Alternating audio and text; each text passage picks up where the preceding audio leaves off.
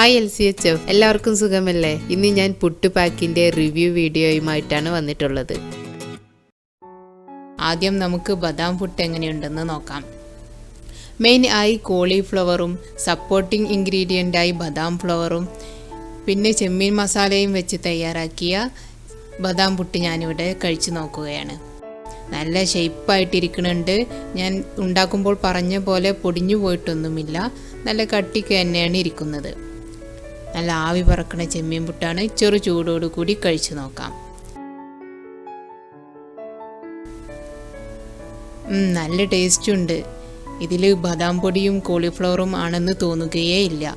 ചെമ്മീനും കൂടി മിക്സ് ചെയ്തുകൊണ്ടായിരിക്കാം സാദാ പുട്ട് പോലെ തന്നെയുണ്ട്. നമ്മൾ വിചാരിക്കും സാദാ പുട്ടിൻ്റെ ടേസ്റ്റ് കിട്ടുമോ ഈ കോളിഫ്ലവറും ബദാം പൊടിയും ഉപയോഗിച്ചാലെന്ന്. പക്ഷേ കഴിച്ചു നോക്കിയപ്പോൾ ഈ മസാലയും കൂട്ടി കുഴച്ചത് കൊണ്ടാവാം നല്ല ടേസ്റ്റ് ആയിരുന്നു. സാദാ പുട്ട് പോലെ തന്നെ ഉണ്ട്. അങ്ങനെ LCHFക്കാർക്കൊരു കോളിഫ്ലവർ ബദാം പുട്ട് ഇവിടെ റെഡിയായി കഴിഞ്ഞു. ചെമ്മീൻ മസാല തന്നെ വേണമെന്ന് നിർബന്ധമൊന്നുമില്ല കേട്ടോ. ഇറച്ചി കൊണ്ടോ കല്ലുമ്മക്കായ കൂന്തൽ കൊണ്ടൊക്കെ മസാല ഇതുപോലെ തയ്യാറാക്കിയിട്ട് ഇങ്ങനെ ഉപയോഗിക്കാം. സ്റ്റീം ചെയ്തെടുക്കുമ്പോൾ ആ മസാലയുടെ രുചിയും മണവും ഒക്കെ പുട്ടിലേക്ക് കൂടി ഒന്ന് ചേർന്ന് കിട്ടും. ഇനി അടുത്തത് ഫ്ലാക്സീഡ് ഇറച്ചിപ്പുട്ടിനെ കുറിച്ചുള്ള റിവ്യൂ ആണ്. ചൂടാറിയതിന് ശേഷം വേണം ഇത് കഴിക്കാൻ. തൊടുമ്പോഴേക്കും പൊടിഞ്ഞു പോകുന്നൊന്നുമില്ല. സാദാ പുട്ട് പോലെ തന്നെ ഉറച്ചിരിക്കുന്നുണ്ട്. അതുപോലെ തന്നെ വഴുവഴുപ്പില്ല. നന്നായിട്ട് ചൂടാറിയത് കൊണ്ടാവാം 90% വഴുവഴുപ്പും പോയിട്ടുണ്ട്. ഇനി ഞാനിതൊന്ന് മിക്സ് ചെയ്ത് കഴിക്കുകയാണ്. ബദാം പുട്ട് കഴിച്ച സമയത്ത് അതിനകത്ത് ബദാമും കോളിഫ്ലവറും ആണെന്ന് ടേസ്റ്റ് അറിയിച്ചിട്ടേ ഇല്ല. എന്നാൽ ഈ പുട്ട് കഴിക്കുമ്പോൾ ഫ്ലാക്സീഡിൻ്റെ ഒരു ടേസ്റ്റ് എടുത്തു കാണിക്കുന്നുണ്ട്. ഫ്ലാക്സീഡ് ഉപയോഗിച്ച് എന്ത് റെസിപ്പി ചെയ്താലും അതിനൊരു വഴുവഴുപ്പുണ്ടാകും. ഒരു ഡിഫക്റ്റാണത്. നാട്ടിൽ കിട്ടാൻ കുറച്ചുകൂടി എളുപ്പമുള്ളത് ഫ്ലാക്സീഡാണ്. അടുത്തത് വെളുത്ത വലിയ കടല അഥവാ ചിക്പി ഉപയോഗിച്ചുകൊണ്ടുള്ള പുട്ടാണ്. നല്ല ഉറച്ച് തന്നെ ഇരിക്കുന്നുണ്ട്. പെട്ടെന്ന് പൊടിയുന്ന പരുവവും അല്ല. സാധാരണ പുട്ട് പോലെ തന്നെ ഇരിക്കുന്നുണ്ട്. കഴിച്ചു നോക്കി. തേങ്ങയുടെ ഈ കൊച്ചു മധുരത്തോടു കൂടി ഇത് കഴിക്കാൻ നല്ല ടേസ്റ്റാണ്.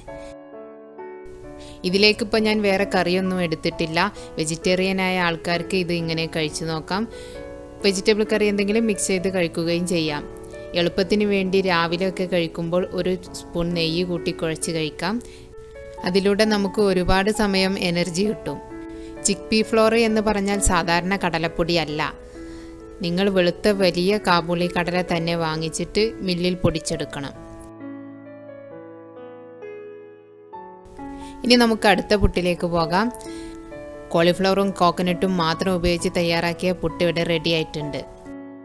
ഈ പുട്ട് ഞാൻ മീൻകറി കൂട്ടിയാണ് കഴിച്ചത്. കോളിഫ്ലവർ പുട്ടിലേക്ക് മീൻകറി തയ്യാറാക്കുമ്പോൾ നല്ല കട്ടിക്ക് വേണം തയ്യാറാക്കാൻ. കൂടുതൽ ലൂസായിട്ടുള്ള കറി ആവശ്യമില്ല. അപ്പം ഞാനിതൊന്ന് കഴിച്ചു നോക്കുന്നുണ്ട്. എങ്ങനെയുണ്ടെന്ന് പറയാം. ഈ പുട്ട് കഴിച്ച സമയത്ത് പെട്ടെന്ന് പൊടിഞ്ഞു പോയി. മറ്റുള്ള പുട്ടുകളെപ്പോലെ ഒരു ഉറപ്പില്ല. പിന്നെ കോളിഫ്ലവറിൻ്റെ ടേസ്റ്റ് ഒന്നും എടുത്ത് കാണിക്കുന്നില്ല. സാധാരണ ഒരു റൈസ് പുട്ട് കഴിക്കുന്ന ഏകദേശ ഫീലിങ്ങിൽ മീൻകറിയും കൂട്ടി കഴിക്കാൻ നല്ല രസമായിരുന്നു. തേങ്ങയൊക്കെ കടിക്കുമ്പോൾ നല്ലൊരു ടേസ്റ്റുണ്ട്. നിങ്ങളിൽ ഗർഭിണികളോ പാല് കൊടുക്കുന്ന അമ്മമാരോ ഉണ്ടെങ്കിൽ പുട്ട് തയ്യാറാക്കുമ്പോൾ കൂടുതൽ തേങ്ങ ചേർക്കാം. അതുപോലെ കറികളൊന്നും ഇല്ല എങ്കിൽ തേങ്ങാപ്പാൽ കട്ടിക്ക് പിഴിഞ്ഞിട്ട് പുട്ടുമായിട്ട് കുഴച്ച് നോക്കാം. നല്ല ടേസ്റ്റ് ആയിരിക്കും. ഇങ്ങനെ ഭക്ഷണത്തിൽ തന്നെ ധാരാളം തേങ്ങയും തേങ്ങാപ്പാലും ഉൾപ്പെടുത്തിക്കൊണ്ട് കഴിക്കാം. എല്ലാ സുഹൃത്തുക്കൾക്കും ഈ പുട്ട് പാക്കും റിവ്യൂ വീഡിയോയും എല്ലാം ഇഷ്ടമായിട്ടുണ്ടാകും എന്ന് കരുതുന്നു. എല്ലാവരും ട്രൈ ചെയ്ത് നോക്കണം. ഇഷ്ടമായാൽ ലൈക്ക് ചെയ്യാനും ഷെയർ ചെയ്യാനും മറക്കരുത്. ഇതുവരെയും സപ്പോർട്ട് ചെയ്ത എല്ലാ സുഹൃത്തുക്കൾക്കും 1000 നന്ദി.